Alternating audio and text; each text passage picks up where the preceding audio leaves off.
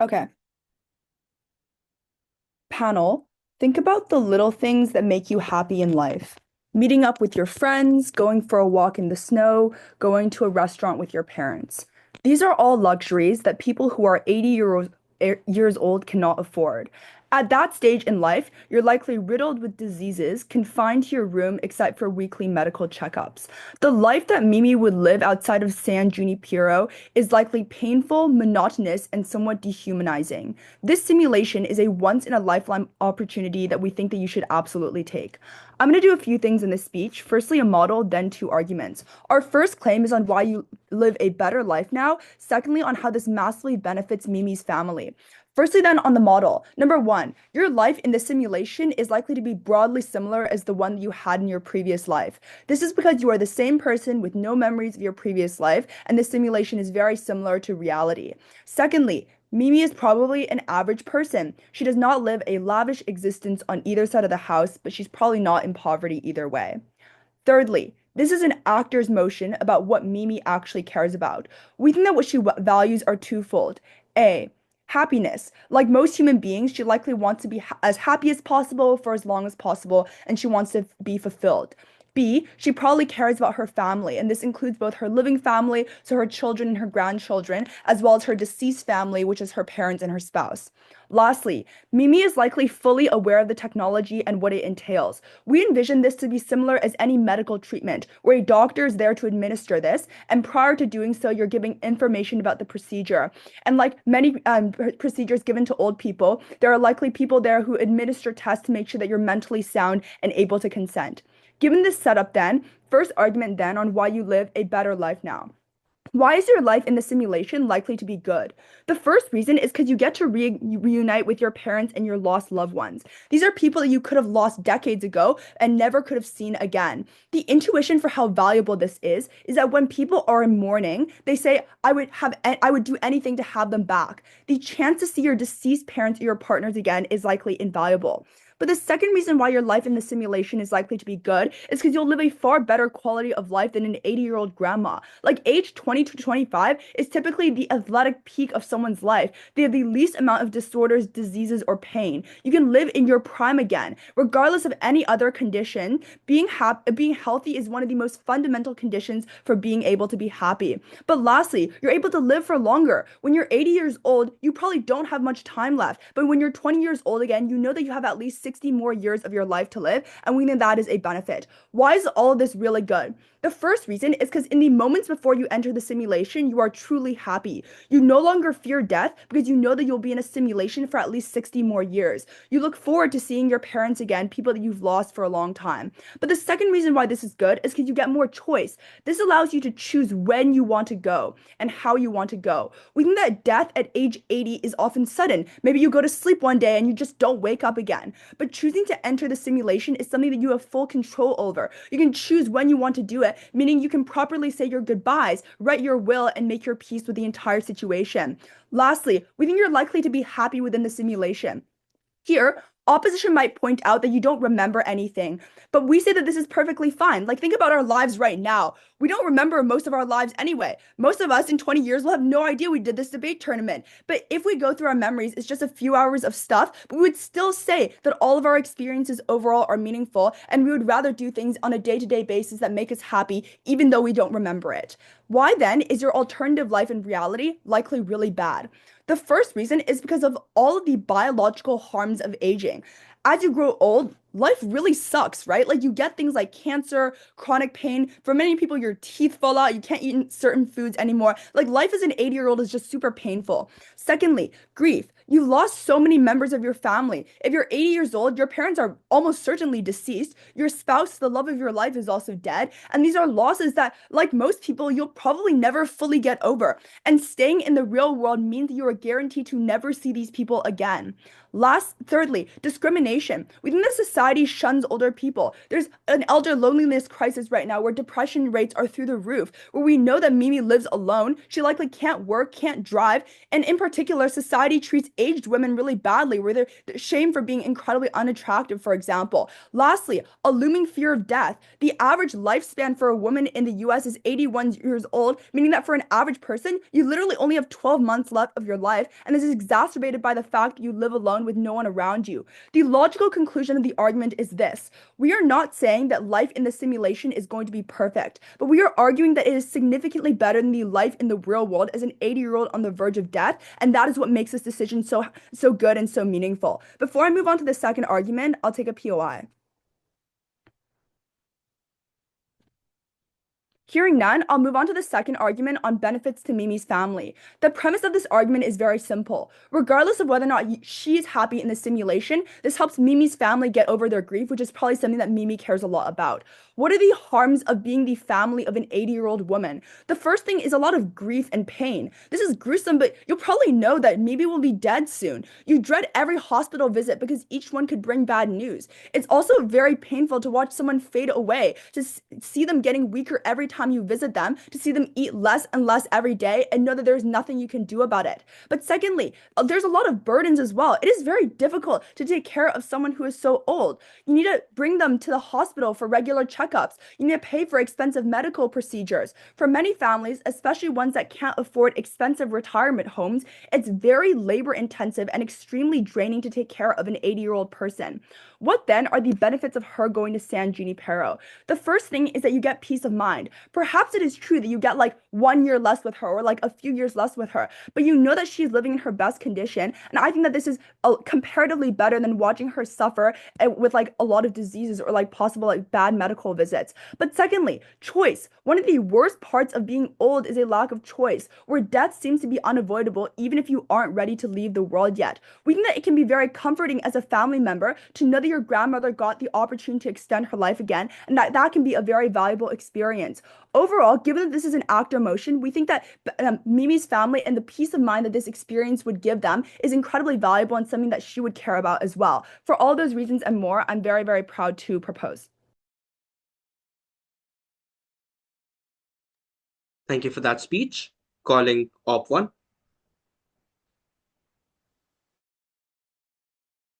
All right, hello. Give me 1 second. All right, it's on. Oh. Hello, everyone. Okay. Okay. All right. In terms of POI preferences, all three members would like POIs in the chat, so please, thank you. I just try to drink water with the bottle cap on. Okay. Before I start, I'd like to make a couple of thank yous. Shout out everyone watching this right now and on YouTube in the future. Shout out for Terrence and Kirti for being great teammates among the ones who are debating with me right now. And shout out Fan Low. Okay. I think Team Canada in this debate is blinded by their youth and as a result deeply misunderstand the interests of Mimi, who is an 80-year-old woman. Of course, we as 16, 17-year-old teenagers are ambitious and want to talk about a possible alternative where you can do everything you've ever wanted. But think 60 years later from now, are your values going to be the same as they are right now? The answer is no. That's why we're very proud to stand on side opposition. We're going to prove two things in the speech. I'm firstly going to explain why your life is going to be terrible because the simulation's result will not align with your current interests as they are now. Secondly, I'm going to clash with their second argument. I'll talk about why your family suffers in this world. But before that, two pieces of framing and rebuttal. The first thing I want to do in this speech is just question on whether or not your life is that depressing. From what we can take from the info slide, we can characterize her life. Number one, they're a mother and a grandmother, which means that, they have close contact with their kids and their grandkids. So imagine what you've seen. You've seen your children grow up. You've seen them get married to the love of their life. Now you see your grandchildren and you talk to them every single day. You want to see them grow up and presumably your life probably isn't that bad. Secondly, you have friends and hobbies. Like an 80-year-old is not incredibly old. You've already lived this far. You have no cancer, no severe health problems. Clearly, you're somewhat above average in health if you're diseaseless at 80. as per the Infoslide, it doesn't mention it. The implications are as follows. Number one, living alone does not mean that you're lonely. You see your friends and kids and grandkids, and that's fulfilling. You see your friends go to bingo every night. You still might go to EC debate class on Tuesday. Who knows? Secondly, you are 80 and relatively healthy. There is no mention of cancer or disease that a proposition asserts in their first speech. So that means if you keep in shape, eat healthy, and you don't smoke, you don't stress yourself out, you probably still have a few years left to live to 90 or even 100. The second thing to point out in terms of how this debate is likely going to work is that, this decision is made on the calculus of what Mimi currently values. Because although you do not consciously experience the result of your decision, you know that the consequences exist, and therefore this debate should be evaluated based off your current values. With that being said, the first argument is going to prove why the most likely outcome is that you live a life in the simulation that risks to be terrible. The starting point of this argument is that you need to evaluate this decision based off the interests and values that shape Mimi's life today.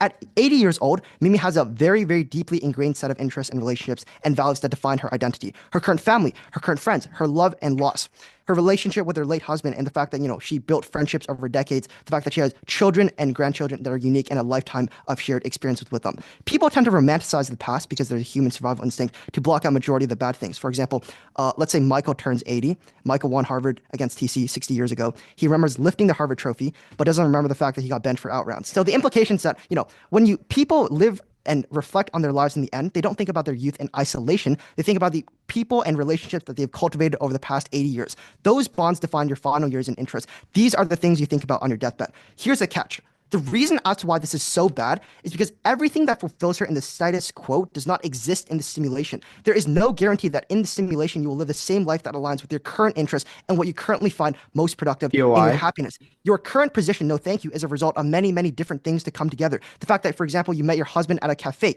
The info slide says it's a perfect replica of your life, but that's physically impossible due to the complexity and real life, complexity of it. She is 20 years old. There's 60 years more of constant micro decision to come out to the same result that you went through that currently defines your identity as it is right now. And given that she does not know what her preferences are in her new world, it is near impossible to guarantee the same life and the same values that are important. What proposition does not understand is that if one small detail is altered, perhaps she never walks into the cafe where she met her husband because the weather is slightly different in the first place. That one small difference erases the entire trajectory of her life. It ruins the love of her life. And so even if 99% of her past is replicated correctly, it is not the same because identity and relationships are so fragile that they're based off millions of microtransactions made over the course of 60 years that cannot be replicated perfectly. Maybe her best friend dies. Okay, maybe her grandkids don't exist because she never meets them. So everything you love, everything you value as Mimi right now, which, what this debate is about, the love that she built, the friendships that she forged, and the family that she raised are all lost or not guaranteed because her life's exact course can never be replicated in the very first place. This is an irrational bond that Mimi has with every single individual that is not guaranteed who are gone in the next life. Prop might say, well, you just are happier in the next life, but that's not true. San Junipero is not a continuation of Mimi's life. It is a separate life to live. She's not re-entering her past. She's creating a new version of herself that never lived her real life. We currently value our real life, and that's why you should not value that. So in terms of weighing, there are two things that are very important to point out here. I'll take you after this argument. Firstly, also chat POIs, please. Firstly, in terms of proximity, right now, Mimi's deepest connections are that with her children, her grandchildren, her lifelong partnerships, her lifelong friendships. These are people who love her as she is today, who have shaped the person that she is today. Entering this place means that she will never truly interact with them again, or a large majority of them, given that she's going to live in an alternate life. So given her preferences right now, which is her life, we shouldn't risk losing those interests. Secondly, in terms of certainty, if she stays in reality, she's 100% guaranteed to spend the rest of her life connected to the people she actually loves for a couple more years. If she enters this world, she's taking a gamble that is so bad because you risk losing every person you've ever cared about, and they're probably worse odds than my UFC sports bets. Therefore, the end implication of this is that the rational choice is to reject this, new palace and hold on to the real certain relationships and meaning that she's built over a lifetime. Before I move on to the second argument, I'll take a point quickly. If Mimi isn't going to remember anything going into this next life, why is it the case that her current preferences as an old person, which are probably to relive her youth anyways, are deeply important? Yeah, so number one, because this debate is about Mimi's current interest because she's the one taking the pill, her current self. And secondly, there's a lot of harm done to your family and friends, which I'm not going to talk about right now. The second argument is why you perpetuate large amounts of harm towards your family and friends. I just think proposition doesn't actually understand what happens to your family and friends when you choose to leave. If your grandma, hey, as per the info slide, We ask emotion clarifications, your body goes unconscious. So you go unconscious and then you go into a coma, and that's what's left remaining of your life. So either you don't tell them or you tell them that you make this decision to leave them.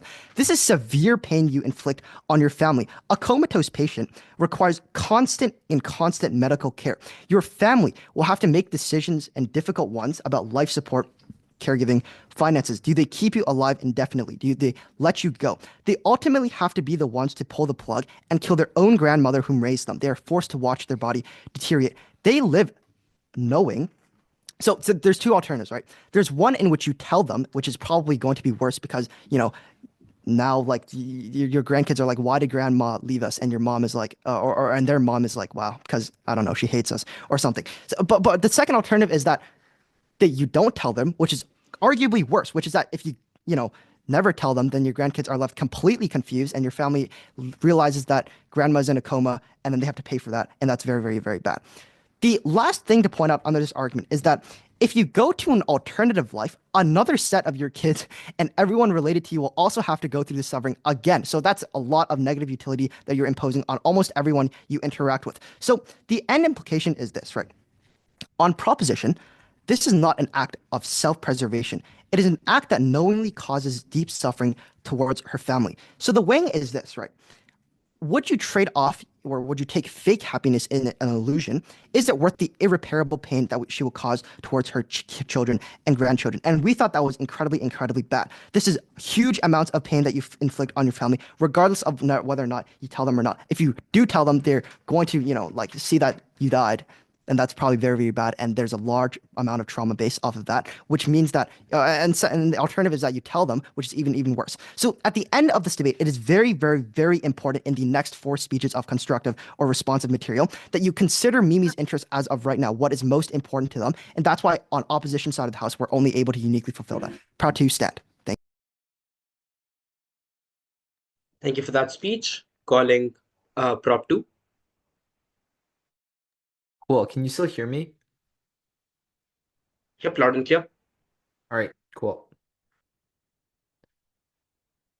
Op 1 asks us to evaluate what Mimi's interests are right now. I think they are quite clear. It is that as an old person, they want to relive the nostalgia of their youth. The fact that people keep looking at these old photos, telling these old stories, reveals something about the people they've lost, about the friends who have died before they have that they want to see again, that they've had since high school, about their parents they haven't been able to see for literal decades. We think that the interests of this old person right now are to pursue all of the things that they have lost now that they have lost their autonomy, now that it's maybe even risky for them to go down a set of stairs, now that their kids live in another city and it is difficult for them to go anywhere in their own lives. We think that this type of person wants to have and pursue the youth and experiences and be able to at least relive them again or have the hope of doing something in their life other than withering away in squalor for the next 10 years. 2 questions then. Firstly, what is your likely life in the simulation and why is it quite good? Secondly, what does your current life look like and why is it a guaranteed source of squalor?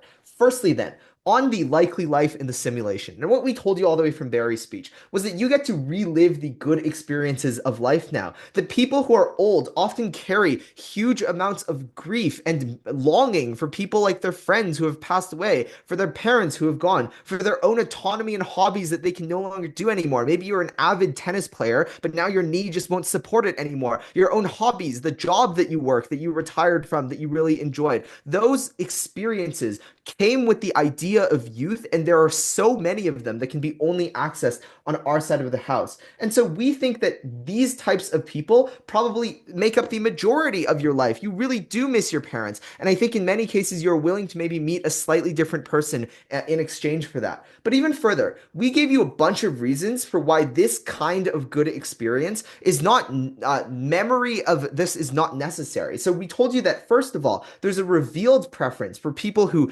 have lost close loved ones or have lost their felt like they've lost their youth or in midlife crises, and they themselves reveal their preference and say that they would have done anything to get these sorts of experiences back. We think that being able to relive your youth, even if you don't remember how much you missed it in the first place, is just a good thing. You're in the prime time of your life when you have the most autonomy at all. But even further, we said that just because this autonomy is intrinsically good for people, that at least now this elderly Mimi can choose how they want to go. They can say genuine goodbyes. It's not going to be suddenly you've been diagnosed with like stage 4 cancer or whatever, and there's like a month left for you to live. It's deeply traumatizing for that kind of thing to happen, not only for you, but for the rest of your family as well. So these kinds of impacts of revealed preferences and autonomy were never refuted by their side, and we think are deeply important to Mimi. Instead, they suggest that your life will be quite different because of the butterfly effect, and you might not walk into the cafe, etc., etc. The first thing to note is I think this is just bashing the info slide. The info slide says that it will replicate your life perfectly. This doesn't exist in real life. We think that we will take the fee out of the motion slide.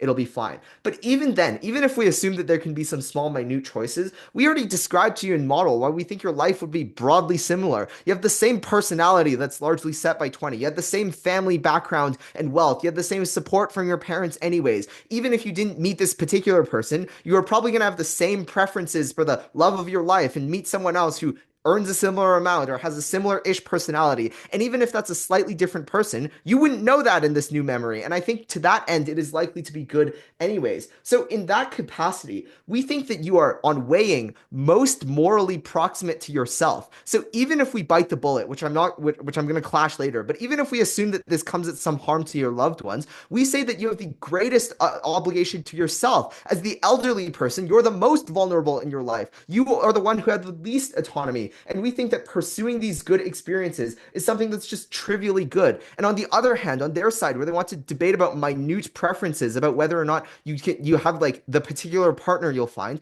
we think that those are memories you'll forget in this new world, and that won't be something that really bothers you. And importantly, the final piece of weighing is that you have already lived a full life with your daughter and with your grandchild. The reality is that your daughter won't graduate high school again, won't do any of these major life events that you need to be there for her. The reality is that probably when you're 80, your daughter's life has also settled down and is largely unchanging now, and you have already lived a full life that you will experience with your daughter and granddaughter. They might live far away, for instance, and to all these ends, we think that being able to sacrifice that for a better life, even in their best case, one where you can relive the best experiences of life, is obviously worth it. I'll take a POI. So lots of people discuss about euthanasia. Does that make it any less like difficult to do it? I don't sure. I mean, yeah, euthanasia is a controversial concept, but again, this motion isn't like touched on that. I think this motion is about whether or not you would like to live a simulated life that's similar to the one you've already led. Second question then about what your current life looks like. And look, being old is just really awful. Your health deteriorates more and more, almost exponentially by the year. You will eventually start forgetting things, even your most fondest memories, maybe even forgetting your own loved ones. Even if they want to suggest that, oh, well, you don't have cancer right now, which is a really weird thing to push. Old people suddenly get discovered with cancer all the time. Old people always, frequently suddenly fall down on stairs and break their wrist and now have huge health problems to deal with. We think that being old is a huge infringement on your autonomy, and you have so much less choices when your friends are dying, when your hobbies are no longer accessible for you, when there is no possibility for novelty, and all you see in your time horizon is more and more days where you become more and more stationary, where it's more and more difficult to leave your home. We think that is a deeply depressing reality for Mimi to deal with, and at least on our side, we can expand that time horizon where you can at least, maybe you'll have to deal with that towards the end of your simulated life as well, but you can have 60 extra years of these nice memories that you do remember that are really, really excellent. So we think that the fact that old people become nostalgic is reflective of the fact that their current life is often quite bland and gray in ways that they do not wish to happen. But they suggest that, okay, this is a harm to your loved ones who currently exist in your current life. And then they get a little bit lost in the sauce about whether or not you tell them. I think that there are broad answers that we basically already preempted from first speech about why your loved ones would probably prefer this outcome altogether. The first is that the reality of the world is that oftentimes you don't live next to your loved ones. Your husband has passed away, and your children might live in other cities or have their own lives going on in ways that they're too busy to deal with you. Even people who live in the same cities as their parents often put them up in places like retirement homes where they don't actually get interaction nearly as much. But even further, we said that your loved ones would want to see you at peace, would want to, in a cynical sense, not want to deal with the huge emotional burden and harm of seeing the person that they loved, of seeing their own mother begin to eat less food every single day, begin to have trouble getting out of bed, begin to have all of these sorts of health problems that rips them away from the person that they used to know. We think those are all huge harms that apply to people that they know, and they would probably prefer that you go away in peace, that you can relive the best moments of your life as well. So we think that it is actually better for your loved ones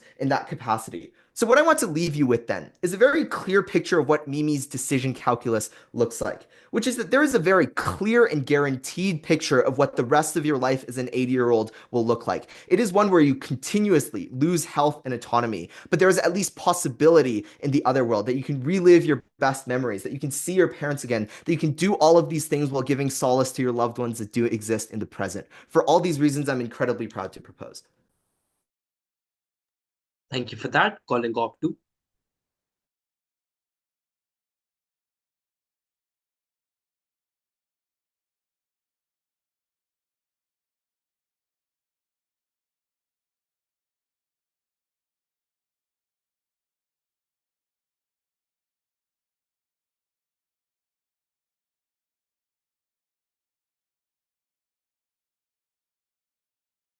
Okay, can everyone hear me?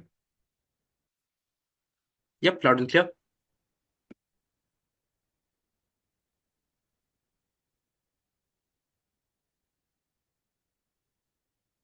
This debate was not just an extra life. It was about you exchanging your current one for another. I want to do a couple of things. Firstly, I want to point out the critical blunder in conceding that there's a possibility that your life changes. Then I want to explain the interest of Mimi. Then lastly, I want to go with two themes. Firstly, in terms of whether or not your life will actually be better in the simulation. Secondly, in terms of family. A third argument will be added about how this wrecks their lives. So, firstly, what was the exact interest of Mimi? So you got this kind of stupid POI coming out of prop. Was that why does Mimi even care about her family? Well, maybe because she cares about her kids and cares about her grandkids because they're her family and she loves them. So what they say is that an old person doesn't care about this because your interest was only about back into your youth. This makes no sense. We have to weigh them. That's why we have a debate. You can't just assert that is the only interest of going back into the past and to relive your youthful days compared to the current obligations that you feel morally towards your own kids. So what we explained to you was that you spend however long with your kids. You love them as much as your parents, if not more. You're biologically inclined to hormonally love your kids. So in the worst case, the interest is symmetric, return to youth will help the old one. First theme then in terms of whether or not your life will actually get better in your simulation. The first claim it got out of opposition was that you can meet the lost ones. The issue with this claim was the only utility that you actually derived and the happiness you would get was because you met someone that you loved that you basically lost in the past. The reason that we value these things is because we lost them. The issue is that since we're forgetting, we don't actually gain anything back because you never even realized that we lost them. So the intuition was like this. The only reason we value our youth was because we lost them at one point. But the issue is that once your memory wipes, you don't actually value it anymore. So Mimi would presumably also know this. But secondly, take them at their very, very, very best. You would still have to watch your loved ones die again. If it were true that your life was still very, very same, all the same things would happen. So don't let Jinju just get away with gaslighting guys saying that, oh, you won't grow old. Your life will get so much better. You still have to become 80. Your family still has to watch you waste away. So presumably it was literally all this would be a wash. But how does your life actually go? No, thank you, chat POIs. Because they say that you're able to do so many more things. You won't age and everything. You will still age. Read the info slide. You will still grow old. You will still waste away. Everything happens still. You had the possibility of getting good, but you will still be 80. There's still a possibility of that going worse. That's what I'm going to explain then. But I'll explain later. They say like the memories about how the thought experiment on the memories that let's say that we live in a world in which there's reincarnation. Even if I was a king in my previous life, I don't derive any utility by the fact because of the fact I don't remember it. So the fact that I was a king 2,000 years before inside of Egypt doesn't actually make me any sort of happier because of the fact that I don't remember it. So how does this debate must actually have to be weighed? This debate could only be weighed in the worst case because we have to weigh this debate inside of the veil of ignorance. The info side says that her life is the same as the time of 30, but the info side doesn't actually say that the world was going to be the exact same. Just like I think the CA team would be smart enough to say that. And also just note that half of life is literally random. Like the quantum electron stuff, like there's some PhD stuff that I don't even know how to explain, but just that there's a lot of different things that happen in life from like electrons misfiring, that sort of stuff. So what that meant was that one electron misfiring can mean that the sperm cell that made your daughter now becomes a son instead. So this was a very, very harm. Why was it the case? So just to point out, as a third party, even we don't even know if the world is deterministic or if it's of free will. Hence us like asking them in motion clarifications. Mimi doesn't know if the world is deterministic or free will. So she is playing a 50-50 gamble for a world that will be deterministic. Utility-wise, the world will be exactly equal to her life, but destroys her family financially and emotionally outside of the virtual reality. Or a world that is completely random and can arguably go either really good or really bad. And this is a terrible risk because you have a 50-50 chance that it could be free will, but you have a further 50-50 chance that it could either be better or worse. So it's a 25% chance that your life actually gets better, a 25% chance your life gets worse, but a 100% chance that your family outside gets screwed over. So the thought experiment is like this. In their very, very, very best case,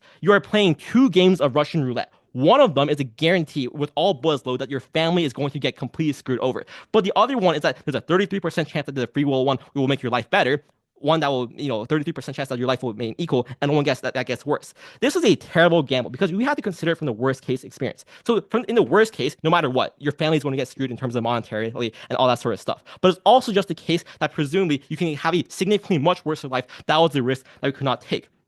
Second theme then, and as to what happens in the world of VR, because the first part was going to be outside of VR. The first part is going to be on the emotional harms, and second was on the financial burden towards your children. So why exactly were inflicting so much emotional harm then? There were 2 ways of looking at this. Since you're in a coma, your family has 2 options. Firstly, let you live in a coma and slowly watch you waste away. So live every single day watching your mother slowly die. Your daughter has to explain to her daughter as to why Mima will never ever talk with her lovingly again. The second option is obviously much more extreme, but it's about like euthanization. That was, hence my POI. But like imagine like you have to kill your own mother. That is a terrible emotional harm that you put onto your daughter. You have to pull the trigger that will kill somebody that you love, somebody that raised you, someone that was very, very close to you. Either way, it was a case that you're inflicting a terrible emotional harm onto your children. So what does proposition then say in response to this? They say that this is a wash because your family has to watch you waste away as well. But like I just want to point out, this is obviously marginal. I want to talk about this a bit later, but this is obviously marginal. There's a difference between you dying right now versus you dying later on. And like the way that you think of it is like, if there's no difference, then why don't I just take a shotgun to my face right now? Because if there's no actual utility difference. But also, it was just that the issue is that your granddaughter doesn't have to actually feel bad, watching you become weaker and weaker because she doesn't actually understand it. Your daughter doesn't have to explain why Mimi is inside of a coma, but your daughter will now have to explain on the comparative why Mimi is dead and as to why she will never ever talk again. So here's what they then say again. You can talk about this with your family. You can, but the issue is just because you can talk about it does not mean that the pain is any less there. So what that means that just there isn't a clear answer as to whether or not you should let them stay on a coma and also watch them waste away, which is at worst case a wash, or you euthanize them, which is like just because you can say goodbye doesn't mean it make it any less painful. So then what was the financial harm of this? But before I move on to that, I'll take a POI. If it's the reason that people don't just commit suicide immediately if we're going to die anyways is because we look forward to our future experiences that could happen. That's something that only uniquely exists on our side. Okay, I'll address that I'll address that in third argument. So what was the financial harm of this? In the instance your child took the first one, they would still have to pay the medical costs. Even as tech probably presumably advances, it would still presumably be quite expensive. They were saddled with medical debt, seeing as your family is presumably average, presumably don't have massive amounts of money. So they had to put you on life support and just watch you slowly waste away. But this is going to be the third argument as to the positive time and utility that you can spend with your family. I just want to point out, 80 is old, but it's also fairly young. It's the average age, the average lifespan of most women is around 81 years old. Presume that means that you can either live a lot longer or a lot shorter. So presumably there's a lot of time left. What this implies that you actually have there's a pretty good chance that you have quite a long time to live. But let's say you don't. But you still have to wade through a veil of ignorance again. So there's a chance that you can drop dead the day after, but there's also a pretty good chance that you live to age 100 or whatever, because the number, presumably healthcare is somewhat advances. So you should default to the worst case scenario, the one in which you would gain massive utility by staying with your family. You should therefore weigh the happiness you would have gotten by staying with your family, by able to talk with your friends and family that every single day. Like old people are not as lonely as they say. Like there's a reason that like old people go out to play bingo, right? Like, there's a reason it's not as bad as they say. But also, the longer that you would have lived otherwise, the more that your family would have to pay. So you get the double negative utility. So you could have spent a long time with your family and derive utility from that, but you also screwed them even harder the longer time that you stayed alive because of medical costs incurred. At the end, well, it's very, very clear. Under a proposition, what happens is that firstly, you don't actually gain that much utility by going back to the past. You still have to get the same suffering that you experience in your current life. But there's a very, very distinct possibility that your life gets significantly worse. You should try to get away from the worst possibility. We're very, very happy to oppose. Thank you. Thank you for that. Calling the third proposition speaker.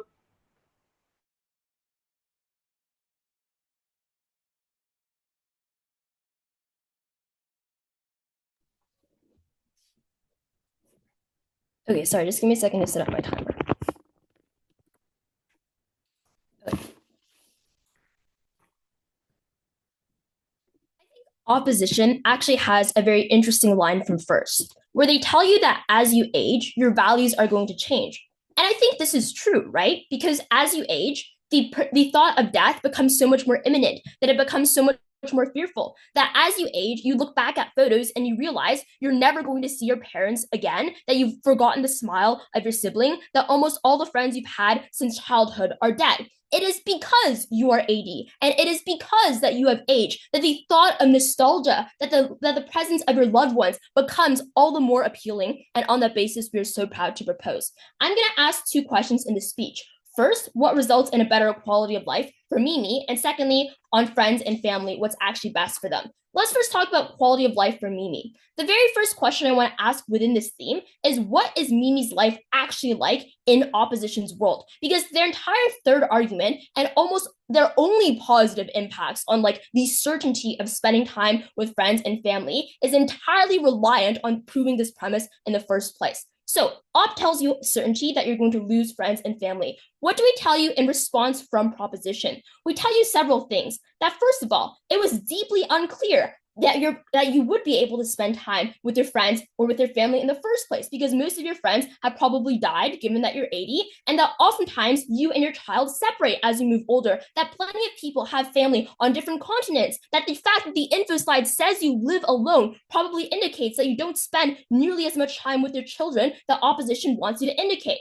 But two, the fact that you're close to death. Opposition themselves concedes the average lifespan for a woman, even in the United States, which is one of the wealthier countries with better living conditions and healthcare systems in the world, by the way, is only 81. So perhaps you literally only get 6 months, or perhaps you literally only get the next 12 hours with your friends and family in the first place. So this was incredibly minimal. But lastly, that your physical condition was abjectly horrible, and it meant that the choices and experiences you could have were also much worse. The only response they said was very lazy, that, oh, but the Infoslide doesn't say anything about your health, so it must be fine. But what we told you on proposition was a far more realistic characterization, the far more certain characterization, that most people in their 80s, unfortunately, do have health problems, that they endure chronic pain, that they have arthritis, that they often have issues with memory loss like dementia or Alzheimer's, that they often had early onset cancer. So all of these things were incredibly likely, and it meant as a result, you couldn't eat the things you wanted to eat. You can't travel because jet lag will literally kill you. You can't do so many things. You literally can't walk down the stairs by yourself, and it's an incredibly dehumanizing experience.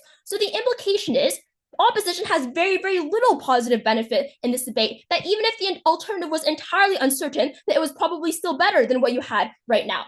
But the second question I want to ask then is, what do we think Mimi's values actually are, and what does she care most about in this debate? Because we kind of get this assertion that, because you're old, it must be your family and friends. But I actually think it's not the case for several reasons. One, you probably care about your loved ones. And even though people generally care about their loved ones, you probably especially care about your loved ones, the ones that you've lost in the past, for several reasons because of your age. That firstly, grief makes everything more pronounced, right? So the fact that you're still grieving over your husband, the fact that you've been grieving for your parents for the vast majority of your life, and the fact that people literally will often die for their loved ones, that they think in their grief, I do anything to see them again, kind of indicates that the desperation to see them again because of the time that you spent grieving makes it more pronounced. But two, I think it's also worth noting that, like, perhaps you have a grandchild, right? Like, but the problem is ultimately you spend more time with your husband throughout your life, you spend more time with their parents, and you know them much better as people. So you probably care a lot more about these loved ones in the first place. But now let's do the weighing here, which is like perhaps on our side, you might see like your parents again, you might see your friends again. On opposition side, like even in their best case, you might lose like your child or you might lose your grandchild temporarily. I think the reasoning here is actually very simple. That firstly, you often do truly care the most about your husband and your parents because your husband was the one person you chose to spend the rest of your life with. You literally spent the most time with them compared to your grandchild. But that too, you often cared the most about your own parents because they were the ones who cared for you when you were the most vulnerable. They were the ones who taught you everything that you knew. And they were the ones who ultimately spent time with you when you were the happiest in life, when you had the least struggles about rent and concerns. But I also think, secondly, even if it's deeply unclear whether you care more about, like your child, whether you care more about your parents, ultimately, you probably would still choose to go into the simulation because you can simply see more loved ones, right? Because perhaps you have one child and one grandchild in opposition's world. But in our world, you're guaranteed to see both your parents. You're guaranteed to see your siblings. You're guaranteed to see your cousins, your extended family, your grandparents. I'll take it after this moment. So I think in terms of weighing on loved ones, you do deeply care. The grief does make everything more pronounced, but it's better on our side. But the second way in which your values change is your fear of death, that it is precisely because you're about to die that it seems more imminent. I don't think about death at all because it's very unlikely for me, given I'm 17. But for someone who's 80, who's someone who's probably suffering from health conditions, who's experienced, perhaps recovered already from cancer, it means that the threat of death becomes so much more imminent, so much more painful, so much more fearful. So you probably do want to choose the simulation to escape it. The implication is, yes, your values do change, but they actually change in a way that you care more about your dead loved ones, that you care more about things like autonomy, given that your choices are actually so severely limited that you can probably no longer walk without assistance, without leaving your wheelchair, that it was ultimately an incredibly upsetting experience. I'll take your POI. Yeah, so the death of a loved one is immense. Why exactly is seeing somebody who is close to you again going to make you more happier than watching them waste away and being torn from you and dying, Okay, I get what basically? you mean. You're talking about the second theme. That's not what I'm talking about right now, but I will deal with it. But I've already explained to you multiple reasons why you probably actually do care about your parents and your husband, perhaps even more so than spending additional hours, very little time, I'd note, by the way, with your grandchild. Now let's talk about whether or not your life is the same and whether this actually matters in the context of this debate. Opposition spends a weird amount of time on the butterfly effect.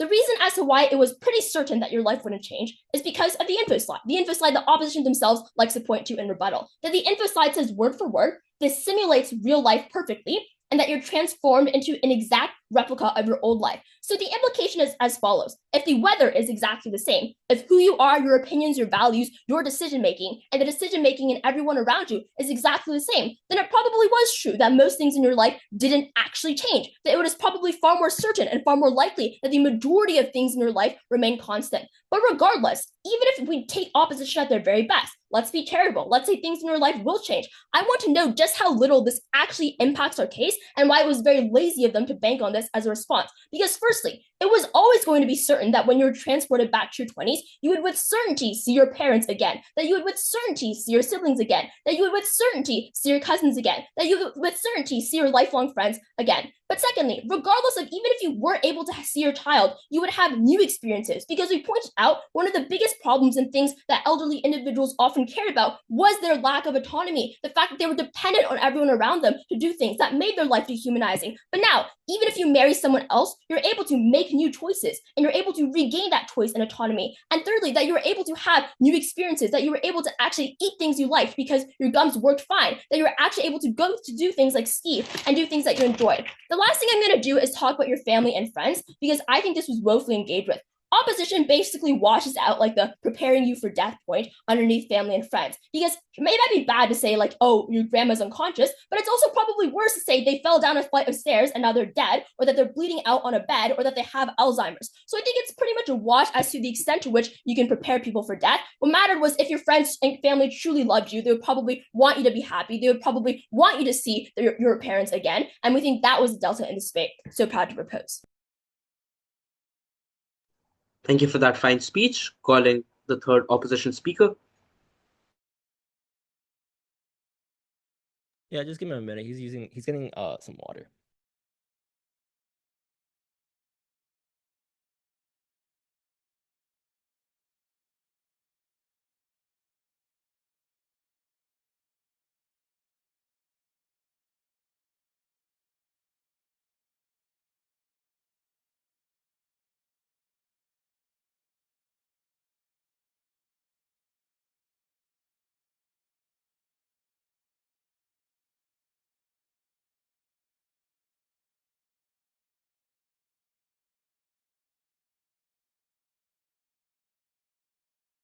Give him 1 second. He's just getting his notes together.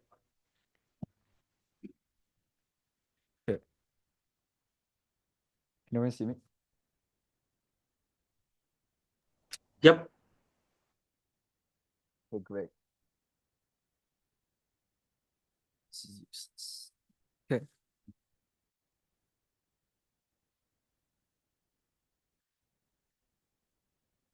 Proposition looks at their youth in rose-tinted glasses because what they don't seem to realize is that for all the reasons that they've given how the youth is great and how all the ailments in the elderly are so impactful, what they also tell you and don't tell you is that that happens the exact same way in the virtual world. What they cannot escape from is that you will grow old, that you will be disease ridden, and that you will fall down the flight of stairs that they talk to you about. Because that is certain. What Sarah tells you with certainty is that you will see your children again. But with certainty, you are also going to grow old and die again. They were unengaging with the actual world that you were likely to exist in.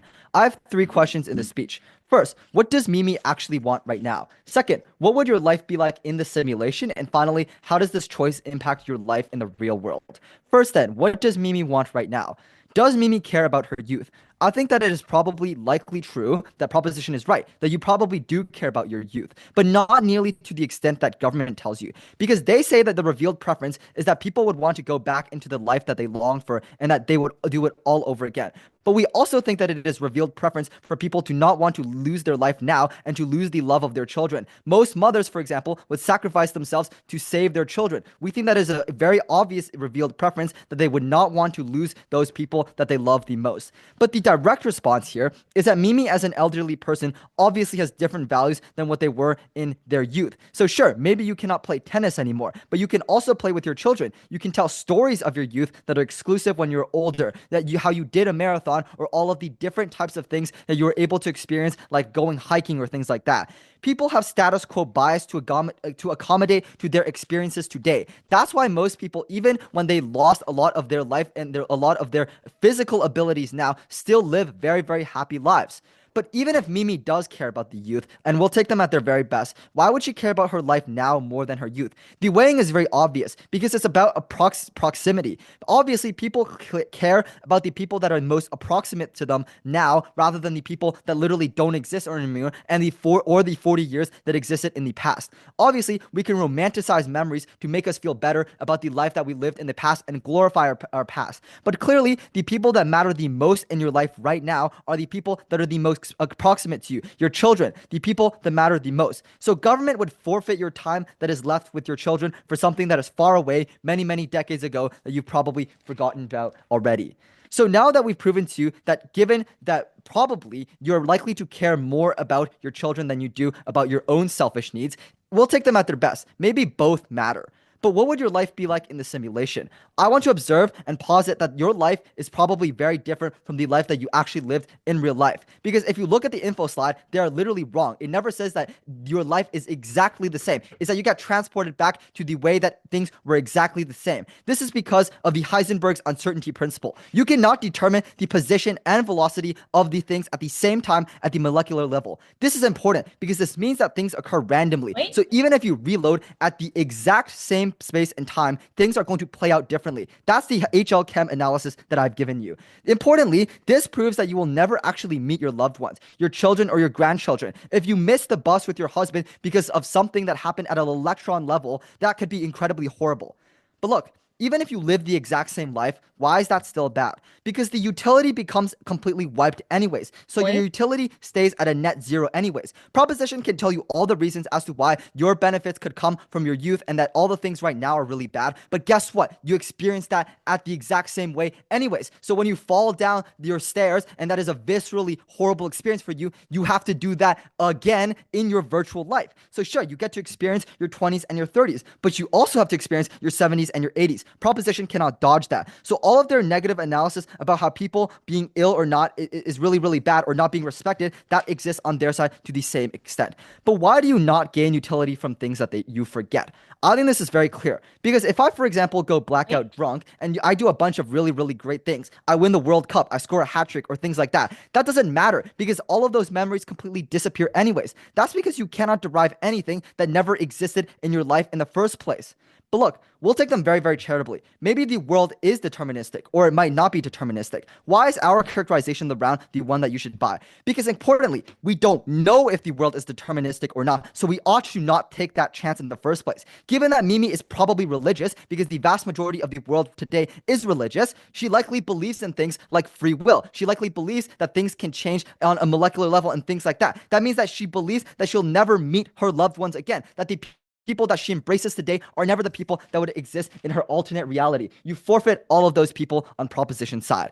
But okay, even if free will exists, proposition asks, why can't your life just be much better if you have free will? Well, it's because things can be good or bad, and they're more likely to be bad than they are likely to be good. Negative utility you're likely to gain is far higher than the positive utility that you could gain in a free will life. Because just if you think about it on chance, this person probably already lived a really good life. You're above the average global expectancy rate of 60. You have kids, you have a husband, you had grandchildren. All of these things have a very low chance of occurring in the first place, all compounding, meaning that the life that they live on their side on chance and on probability is far lower. Before I move on, I'll take a POI.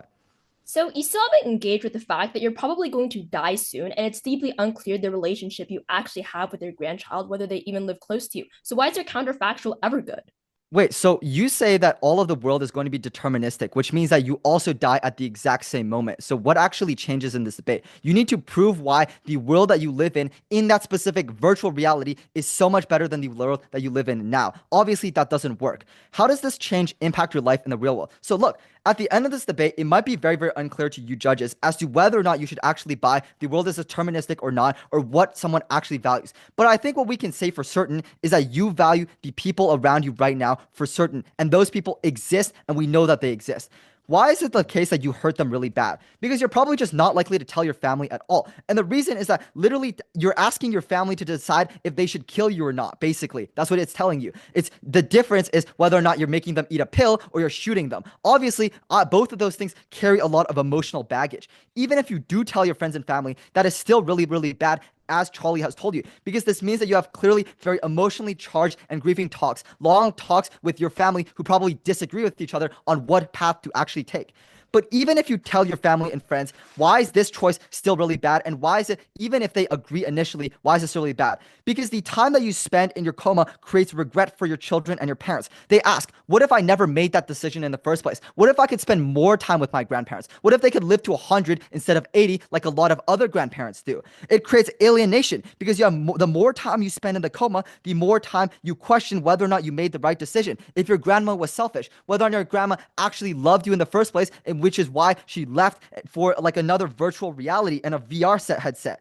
Also, it puts immense medical pressure on your children. Like, if you just think about this for a second, right? We don't know for certain how the world looks like or what Mimi values. But what we know for certain is that the burden on your children and your grandchildren for the next 80 or 81 years, however long they tell you Mimi lives, is something that is going to exist. The medical bills that you have to pay every single month. And they say, oh, well, you have to pay medical bills on our side too. But the difference is on time scale. On their side, you have to pay for that person as long as they live for the next 80 years that they live and continue to live for. That is massive amounts of possibility and massive amounts of debt that you are accruing onto the people that are the most approximate for you.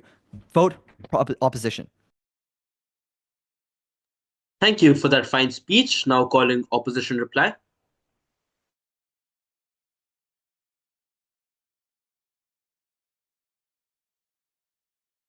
Hello, everyone. I'm back. Okay.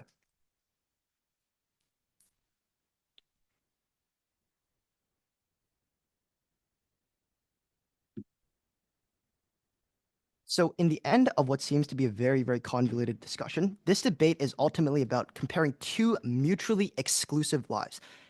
Going into deliberation on proposition, there is no additional life. You don't remember your past life. It's a replacement life. So, if you forget your previous life, on their side, you relive a relatively different life starting from net zero, as you have no memory. The people who exist in your life, whom you care about right now as you make the decision, are gone. The people who exist before your life, like your parents, die again, and you go through that pain again. where all the bad things proposition associates with elderly, such as cancer, disease, joint pain, still happen in the new world, right? And no, there was no guarantee on proposition that you're going to live a new good life in your virtual reality. You might end up with no husband, no kids, no grandkids. You're very lucky to be in the position as you are right now, to die with people around your deathbed in the very first place. On our side, you continue to relive your current life, one that did make you fulfilled, one that sure might be ridden with weak joints and slow walks down the stairs, but it is one that makes you happy and that you're not willing to leave. I want to talk about two things. Firstly, individual interests. Many other responses that proposition gives is, well, you're in a different life, so any memories you had are erased, so it doesn't matter. So we thought that that's not true.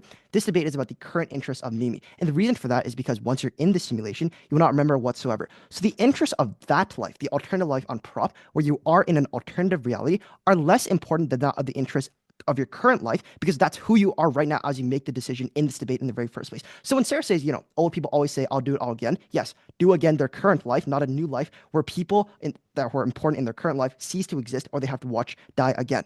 There is a clear trade-off that you make, and proposition severely underestimates the irrationality of how people are attached to their current experiences. As an old person, the most proximate thought wasn't that, oh, I wish I was young again on my deathbed. When they are on their deathbed, it's that the love you feel for your grandkids and kids that you watch grow up every single day, that you watch, you probably see every single week, or friends that you never see again, right? So their response is number one, to challenge the Infoslide. If you read the Infoslide, it says exact replica at the time. It does not guarantee that, the decisions of 8 billion people in the world for the next 60 years line up to the same reality that exists in the status quo. The end implication is that, perhaps you get new experiences, but these new experiences are never going to be comparable to the ones in your life. There's uncertainty, which is weighing on whether or not you are able to live to the same extent as you do in the current life, where you are lucky to do so. You're lucky to have a husband who died because of the fact that you loved him for 50 years before he died at 70. You are lucky to have grandkids that you've seen every single week. So your daughter might graduate as per, what second prop says again, but it's a new daughter. When you evaluate the decision, you value the new daughter less than your actual daughter. In the worst case, the first clash is completely washed out, okay? I know it's very confusing. You don't remember your past life, so you just live a new one starting from net zero. So what this debate is about, your life versus your current life versus your new life. If that's the case, what this finals can be broken on is about the impact on family and friends. We thought that the most likely situation is one in which you don't tell them. And this is likely because given that, as we point out in third op, your family won't want to see you die earlier. Therefore, you have an individualized incentive to not tell them in the very first place. See, now, the guaranteed outcome on proposition is going to be, as we told you, you drop dead, or you don't drop dead, you go into coma, not knowing if you wake up for the next couple of years. That's a horrible burden to place on your family that should deter your decision. It is a horrible burden if you go into coma, that you put your family into that position in the very first place. They have to pay hundreds of thousands of dollars of healthcare fees to keep you alive. They have to think to themselves, is grandma ever going to wake up? That's the guaranteed outcome that happens on side proposition. So if this debate was broken on the harm done towards families, on their side, there is a guaranteed outcome of the fact that you go into a coma. On our side, there are a plethora of other possibilities. The fact that most old people just end up dying in their sleep, which is a much more peaceful, less financially expensive, less emotionally distressing outcome for your family. All of these scenarios of which probably have better util outcomes of your family than to go into coma. So at the end of this debate, number one, you prefer your current interests. And secondly, you prefer the interests of your family, which on proposition side are going to suffer. Proud to debate here. Thank you. Thank you for that. Thank you for that fine speech. Now calling of reply. Okay. So third op makes a pretty good point. They say that, hey, age is something that people can't escape and you will eventually become 80 in the simulation too. This is true. But if you're going to live the last 10 years of your life, which they seem to have conceded will be terrible regardless, we say it is at least better to tack on 60 years of life and experiences that you do enjoy, where you do have autonomy, where you can choose in your current life when and how you want to go. We think those were all clear margins by which you could vote for proposition. So the first thing I want to ask here, and the easiest way that you can vote for prop on this motion, is about how Mimi affects her own happiness. Very trivially, we think that people care about their own happiness. And on our side, they're able to see some of the people that they grieve the most. They're able to see their parents again. They're able to see all of these other people, their childhood friends that are guaranteed, even if we don't get into the like electron quarks, Heisenberg uncertainty principle stuff, those are guaranteed impacts. And we think these are some of the things that people care about the most. But even further, we told you that people miss their autonomy. When they go back to a 20-year-old, they know that they can get their youth back. We told you that people fear death. And at least on our side, they can choose a dignified life. They can end. They can choose how they want to go out, and they can choose the precise time in which it happens. It doesn't have to happen by a sudden cancer diagnosis that cuts short all of your plans with your grandkids. It can happen in a way that you plan. All of these are guaranteed impacts that even if we, take their Heisenberg uncertainty main push, clearly still give prop the ballot. It is a way in which we are able to access all of the revealed preferences of old people. I think if you went up to someone who actually is on their deathbed and asked them, would you want to live this life? Would you want to live a life very similar to yours again?